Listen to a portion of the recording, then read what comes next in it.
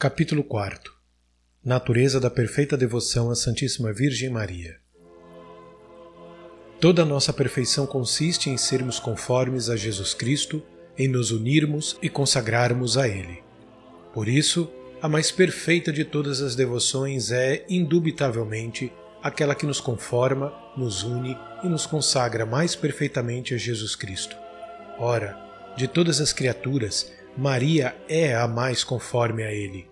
Por conseguinte, a devoção que, dentre todas as demais, melhor consagra e assemelha uma alma a Nosso Senhor é a devoção à Santíssima Virgem, sua Santa Mãe. E quanto mais uma alma for consagrada a Maria, tanto mais o será Jesus Cristo. É por isso que a perfeita consagração a Jesus Cristo não é mais que uma perfeita e inteira consagração da alma à Santíssima Virgem. E nisto consiste a devoção que ensino, ou, por outras palavras, consiste numa perfeita renovação dos votos e promessas do Santo Batismo. Artigo 1º. Uma perfeita e total consagração de si mesmo à Santíssima Virgem Maria. Como fica dito, esta devoção consiste em nos darmos inteiramente à Santíssima Virgem, para que, por ela, pertençamos inteiramente a Jesus Cristo. É preciso que dar-lhe, primeiro, nosso corpo, com todos os seus sentidos e membros, segundo, nossa alma, com todas as suas potências, terceiro, nossos bens exteriores, chamados de fortuna, presentes e futuros, quarto, nossos bens interiores e espirituais, que são os nossos méritos, virtudes e boas obras passadas, presentes e futuras. Numa palavra, devemos dar tudo, o que temos na ordem da natureza e na ordem da graça, e tudo o que podemos vir a ter no futuro na ordem da natureza, da graça ou da glória. E isto sem excetuarmos nada, nem um centavo, nem um cabelo, ou a menor boa ação, e por toda a eternidade, sem pretendermos esperar outra recompensa pelo nosso oferecimento e serviços, além da honra de pertencer a Jesus Cristo por ela e nela, ainda que esta amável Senhora não fosse, como é sempre, a mais liberal e agradecida de todas as criaturas. É preciso notar, neste ponto, que há dois aspectos nas boas obras que fazemos, a saber, a satisfação e o mérito, ou, para melhor dizer, o valor satisfatório ou impetratório e o valor meritório. O valor satisfatório ou impetratório de uma boa ação consiste em satisfazer a pena devida pelo pecado ou em alcançar uma nova graça. O valor meritório ou mérito consiste em uma boa ação merecer a graça e a glória eterna. Ora, nesta consagração de nós mesmos à Santíssima Virgem, damos-lhe todo o valor satisfatório ou impetratório e o valor meritório, ou seja, as satisfações e os méritos de todas as nossas boas obras. Damos-lhe os nossos méritos, as graças e virtudes, não para comunicá-los a outrem, mas para que, como depois diremos, ela nos conserve, aumente e aperfeiçoe. Os méritos, graças e virtudes são, pois, propriamente falando, inalienáveis. Só Jesus Cristo, tornando-se a nossa garantia junto do Pai, nos pode comunicar os seus méritos. Damos-lhe as nossas satisfações para as comunicar a quem entender para a maior glória de Deus. Daqui segue, primeiro, que por esta devoção damos a Jesus Cristo tudo o que lhe podemos dar. Fazemo-lo da maneira mais perfeita, visto ser pelas mãos de Maria, e damos assim muito mais do que pelas outras devoções, em que lhe consagramos parte do nosso tempo, ou parte das nossas boas obras, ou parte das nossas satisfações e mortificações. Aqui tudo fica dado e consagrado, até mesmo o direito de dispor dos bens interiores e das satisfações que se ganham com as boas obras de cada dia. Isto não se pede nem mesmo numa ordem religiosa. Na vida religiosa, Dão-se a Deus os bens de fortuna pelo voto de pobreza, os bens do corpo pelo voto de castidade, a vontade própria pelo voto de obediência e, às vezes, a liberdade física pelo voto de clausura. Mas não se lhe dá a liberdade ou o direito de dispor do valor das boas obras, não se renuncia tanto quanto é possível ao que o cristão tem de mais precioso e mais querido, que são os seus méritos e satisfações. Segundo, segue ainda que uma pessoa assim, voluntariamente consagrada e sacrificada a Jesus Cristo por Maria, já não pode dispor do valor de qualquer das suas boas ações. Tudo o que sofre, tudo o que pensa, diz e faz de bom, tudo isso pertence a Maria. Ela pode empregá-lo segundo a vontade de seu filho e para a sua maior glória, sem que, todavia, esta dependência prejudique de algum modo as obrigações do Estado a que essa pessoa atualmente ou no futuro pertença. Por exemplo, as obrigações de um sacerdote que, por seu ofício ou por outra razão, deve aplicar o valor satisfatório e impetratório da Santa Missa a um particular, pois esta doação total só se faz conforme a ordem que Deus estabeleceu e os deveres de Estado. Terceiro, enfim, segue-se que esta consagração é feita conjuntamente à Santíssima Virgem e a Jesus Cristo. À Santíssima Virgem como ao meio perfeito que Jesus Cristo escolheu para se unir a nós e nos unir a Ele. A Nosso Senhor como ao nosso fim último, a quem devemos tudo o que somos, como a nosso Redentor e nosso Deus. Artigo 2º. Uma perfeita renovação dos votos do Santo Batismo.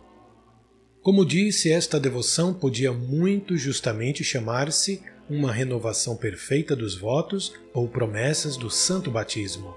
Todo cristão, antes do batismo, era escravo do demônio, pois lhe pertencia.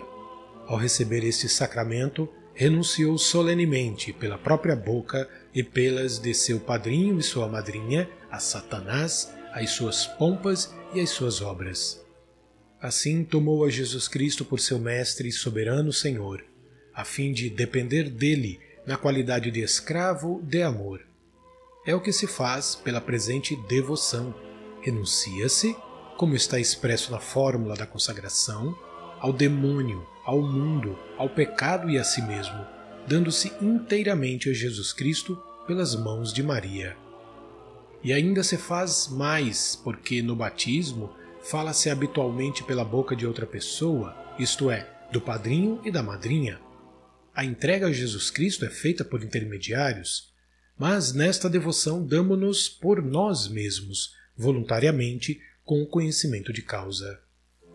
No batismo não nos damos a Jesus Cristo pelas mãos de Maria, ao menos de maneira expressa, e não damos a Jesus Cristo o valor das nossas boas obras. Ficamos, depois de recebido o sacramento, com plena liberdade de aplicar aquele valor a quem quisermos ou de o reservarmos para nós. Por esta devoção, porém, damo-nos expressamente a Nosso Senhor pelas mãos de Maria e consagramos-lhe o valor de todas as nossas ações. Diz Santo Tomás: os homens fazem no batismo o voto de renunciar ao demônio e às suas pompas. E, segundo Santo Agostinho, é este o maior e mais indispensável dos votos em que prometemos permanecer em Cristo. O mesmo dizem os canonistas. O principal voto é aquele que fazemos no batismo. No entanto, quem é que guarda este grande voto? Quem cumpre fielmente as promessas do Santo Batismo? Não é verdade que quase todos os cristãos quebram a fidelidade prometida a Jesus Cristo no seu batismo? De onde provirá este desregramento universal, senão do esquecimento em que se vive das promessas e compromissos do batismo, e de fato de que quase ninguém ratifica por si mesmo o contrato de aliança que fez com Deus por meio dos seus padrinhos? Isto é muito verdade. O Concílio de Sens foi convocado por ordem de Luís o Bondoso para remediar as grandes desordens dos cristãos. Ora, este concílio entendeu que a principal causa dessa corrupção de costumes provinha do esquecimento e da ignorância em que se vivia das promessas do batismo, e não encontrou melhor meio para remediar tão grande mal que o de levar os cristãos a renovar os votos e promessas do santo batismo. O Catecismo do Concílio de Trento, fiel intérprete das intenções deste santo concílio, exorta os párocos a fazer o mesmo. Levem os seus fiéis a recordar e crer que estão ligados e consagrados a nosso Senhor Jesus Cristo como escravos ao seu Redentor e Senhor. Ora, os concílios, os padres da Igreja e até a experiência mostram-nos que o melhor meio para remediar os desregramentos dos cristãos é lembrar-lhes as obrigações do seu batismo e fazer-lhes renovar os votos que nele emitiram. Portanto, não é bastante razoável que o façamos agora de uma maneira perfeita, mediante esta devoção e consagração a Nosso Senhor por meio de sua Mãe Santíssima? Digo de uma maneira perfeita, porque, ao consagrarmos-nos a Jesus Cristo, nos servimos do mais perfeito de todos os meios, que é a Santíssima Virgem. Respondendo a algumas objeções. Não se pode objetar que esta devoção seja nova ou indiferente. Não é nova, pois os concílios, os padres e vários outros autores antigos e modernos falam desta devoção a Nossa Senhora, ou renovação dos votos do batismo, como de coisa praticada antigamente e que aconselham a todos os cristãos. Não é indiferente ou sem importância, porque é a principal fonte de todas as desordens e, logo, da condenação dos cristãos, vem do esquecimento e do abandono desta prática. Poderá alguém dizer que esta devoção, fazendo-nos dar a Nosso Senhor, pelas mãos da Santíssima Virgem, o valor de todas as nossas boas obras, orações, mortificações e esmolas, nos impossibilita de socorrer as almas de nossos parentes, amigos e benfeitores? Em primeiro lugar, respondo que não é de crer que os nossos amigos, parentes ou benfeitores sejam prejudicados pelo fato de nos termos dedicado e consagrado, sem reservas, ao serviço de Nosso Senhor e da sua Santa Mãe. Pensá-lo seria fazer uma injúria ao poder e à bondade de Jesus e Maria, que saberão muito bem socorrer os nossos parentes, amigos e benfeitores com o nosso pequeno tesouro espiritual ou por outros meios. Em segundo lugar, esta prática não impede que se reze pelos outros, quer sejam vivos ou mortos, embora a aplicação das nossas boas obras dependa da vontade da Santíssima Virgem, mas, pelo contrário, levar-nos-á a orar com mais confiança, precisamente como uma pessoa rica que tivesse entregado toda a sua fortuna a um grande príncipe para o honrar melhor. Suplicaria com mais confiança a este príncipe que desse esmola a algum dos seus amigos que lhe a pedisse. Daria até prazer ao príncipe por proporcionar-lhe, assim, ocasião de mostrar seu reconhecimento para com uma pessoa que se despojou para o revestir e que se fez pobre para o honrar. O mesmo se deve dizer de Nosso Senhor e da Santíssima Virgem. Nunca se deixaram vencer em gratidão. Dirá talvez outro: se dou à Santíssima Virgem todo o valor das minhas ações para que o aplique a quem quiser, será talvez preciso que sofra muito tempo no purgatório. Esta objeção, que nasce do amor próprio e da ignorância acerca da liberdade de Deus e da Virgem, destrói-se por si mesma.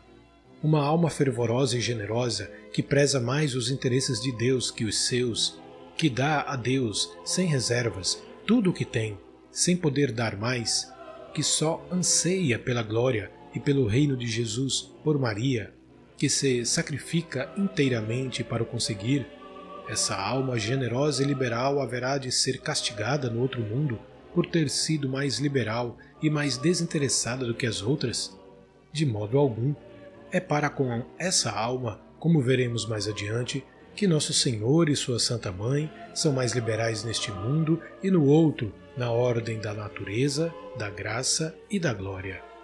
É necessário vermos agora, o mais brevemente possível, os motivos que nos devem tornar recomendável esta devoção, os maravilhosos efeitos que produz nas almas fiéis e as suas práticas.